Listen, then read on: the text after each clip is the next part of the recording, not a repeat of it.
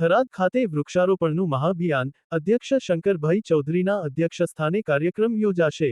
Tharad Sanchore national હાઈવેની બંને બાજુએ 1600મી વધુ સ્થાનિક ફળાઓ રોપાઓનું કરાશે વાવેતર। પ્રકૃતિના સંવર્ધન માટે બનાસકાંઠા જિલ્લામાં સીડબોલ, વૃક્ષારોપણ સહિતના વિવિધ કાર્યો થઈ રહ્યા છે। ત્યારે તારીખ 1 ઓગસ્ટ 2025ના રોજ વિધાનસભાના અધ્યક્ષ શંકરભાઈ ચૌધરીના અધ્યક્ષસ્થાને થરાદ ખાતે સવારે 10 વાગ્યા કલાકે વૃક્ષારોપણ કાર્યક્રમ યોજાશે। થરાદ સ્થિત તુલસી 4 રસ્તા ખાતેથી વૃક્ષારોપણ કાર્યક્રમનું આયોજન કરાશે। થરાદ શહેરમાંથી પસાર થતા થરાદ સાંચોર નેશનલ હાઈવેની બંને સાઇડો પર વિવિધ સ્થાનિક ફળાઓ 1600 જેટલા રોપાઓનું વાવેતર કરાશે। જેમાં ખારેક, આંબા, જાંબુ, જામફળ, સીતાફળ, પીપળ સહિતના રોપાઓનું વાવેતર કરાશે।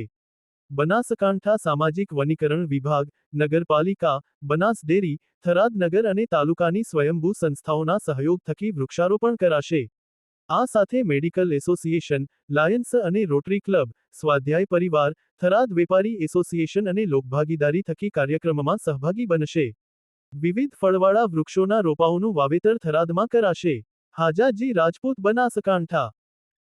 આવતીકાલે તારીખ 1 ઓગસ્ટ 2025ના રોજ ગુજરાત વિધાનસભાના અધ્યક્ષ શ્રી માનનીય શંકરભાઈ ચૌધરી સાહેબના વરદ હસ્તે આપણે જે થરાદ સિટીમાં જે આઇકોનિક રોડનું નિર્માણ કરેલું છે નેશનલ હાઈવે દ્વારા, જે દૂધ શીત કેન્દ્રથી પાણીના ટાંકા સુધીનો રસ્તો છે, 4.5 કિલોમીટર લાંબો રસ્તો છે અને જેમાં બંને બાજુ રસ્તાની બંને બાજુ બાગાયતી વૃક્ષોનું વૃક્ષારોપણ કરવા જઈ રહ્યા છીએ। એટલે આપણે બધાને નેશનલ હાઈવે વિભાગ દ્વારા ભાવભર્યું આમંત્રણ છે।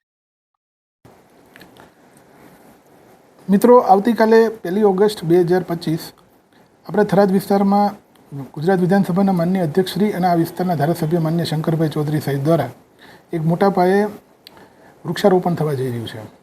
થરાદ ખાતે જે નવનિર્મિત નેશનલ હાઈવે બનેલ છે, દૂધશીત કેન્દ્રથી તુલસી હોટલ થઈ અને પાણીના ટાંકા સુધી, તે આખા રોડના બંને સાઈડ જે સર્વિસ રોડ આવેલો છે એની વચ્ચેની જે જગ્યા છે ત્યાં ગુજરાતમાં પહેલી વાર નવતર પ્રયોગ કરીને ફળાઉ ઝાડનું વૃક્ષારોપણ મોટા પાયે થઈ રહ્યું છે।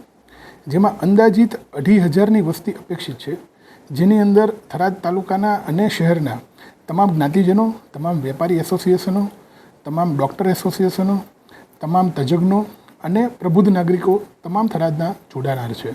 સાથે સાથે સરકારના તમામ ડિપાર્ટમેન્ટ પણ એમાં જોડાનાર છે। ખાસ કરીને RNB state, RNB panchayat, national highway, forest department, revenue વિભાગ, પોલીસ વિભાગ, તમામ વિભાગ જોડાય અને એક મહાવૃક્ષારોપણનો કાર્યક્રમ કાલે થનાર છે।